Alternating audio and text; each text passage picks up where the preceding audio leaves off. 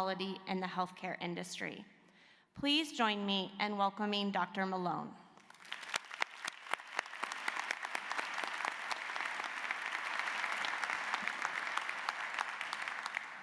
Thank you, colleagues. I'm delighted to be here today, and I bring you greetings from the National League for Nursing. I think that this is your day, not my day, but your day. So I suggest, being a clinical psychologist, a psychiatric mental health nurse, that you close your eyes and enjoy this day. It will never come again. It is so incredibly special. So when I think about where you are now and go back to where I was then, I think of packing luggage. You know, it's like packing a suitcase. What are you going to take with you? And what are you going to leave behind?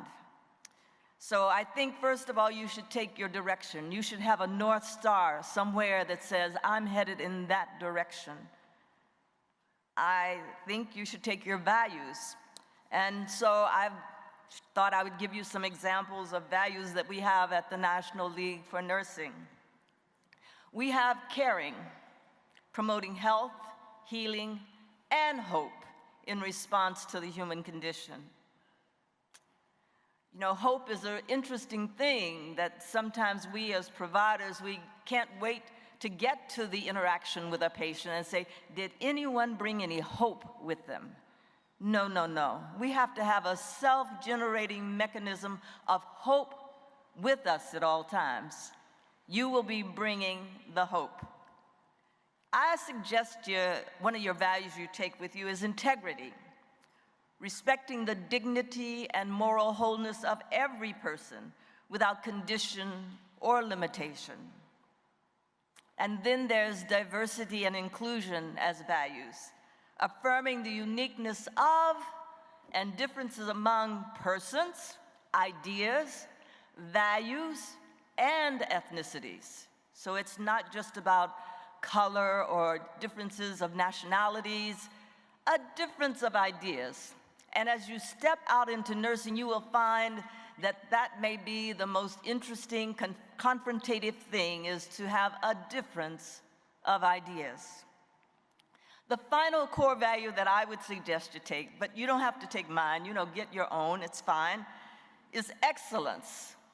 And excellence, the definition is my favorite one: co-creating and implementing transformative strategies with daring ingenuity. I mean, it doesn't get much better than that. First of all, you admit that you're not doing it all by yourself. You're co-creating. And as you walk out of here, you will find an into greatness, because that's what it's all about, that if you're really going to step into greatness, you can't do it by yourself. There's a matter of co-creating. And then it's not enough to co-create it. You've got to implement it. And then what are you implementing? Oh, transformative strategies. Well, now what is transformation? So let me give you my quick definition of it. If I give you $1, and you give me back 4 quarters, you have given me change. Thank you very much. If I give you $1 and you give me back $5, we have transformed the situation.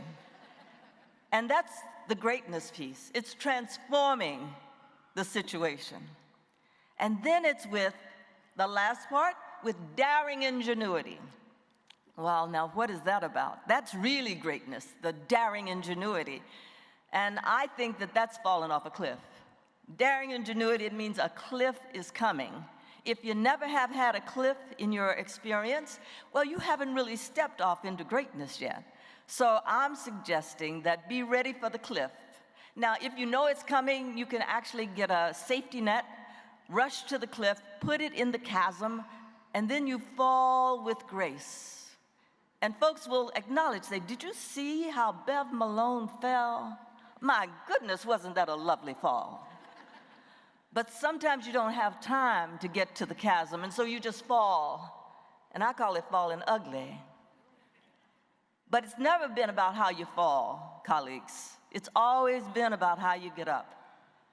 And when you have colleagues who help you up, my goodness, you're in a good place. So those are the core values that I recommend that you take with you as you step into greatness from this day. Now, there is a poem about how you use your time, and it's one of my favorite ones, and so I thought I would share it with you. It's called God's Minute, and it goes like this. I have only just a minute, only 60 seconds in it, forced upon me, can't refuse it, but it's up to me to use it. I must suffer if I lose it, give account if I abuse it.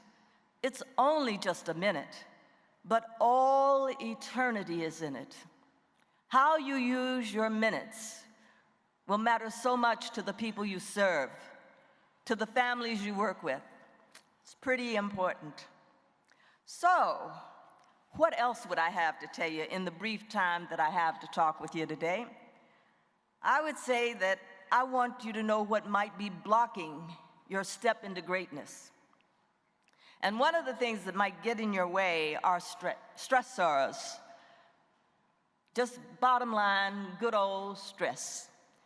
And there are 3 types of stressors I'd like you to look out for. The first one is inevitable stress. Colleagues, it means it's coming at you whether you like it or not. And those inevitable stresses are, death is one of them, it's inevitable. Another one is illness, and we're in the health building professions, so that means we have some idea about the illness piece. And then the thing about aging, I just haven't come to grips with either. But aging is one of them. Those are inevitable stressors that will be waiting for you. The second stressor that's out there is imposed. That means someone had the audacity to give it to you.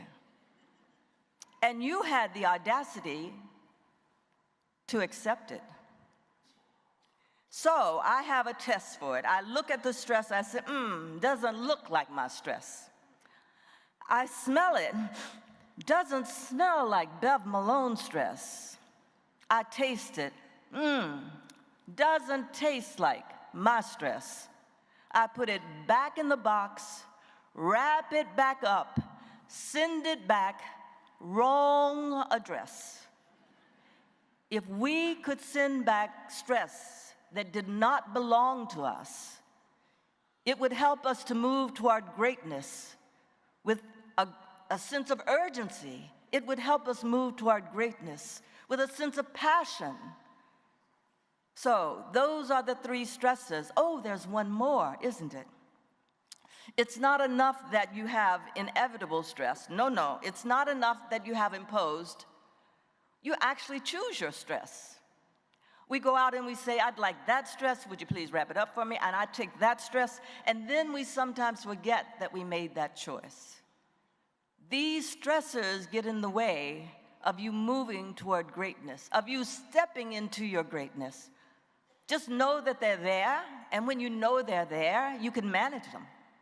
And so I'm looking forward to each of you managing those stressors. The last thing that I would say to you is that I never thought that I could be a dean of nursing, but I never thought I couldn't. I never thought that I could be Deputy Assistant Secretary for Health, but I never thought I couldn't. I never thought that I could be General Secretary of the Royal College of Nursing for the UK, but I never thought I couldn't. And I never thought that I could be the Chief Executive Officer for the National League of Nursing, but I never thought I couldn't. Take could not out of your vocabulary as you get ready to step into your greatness. You don't need it.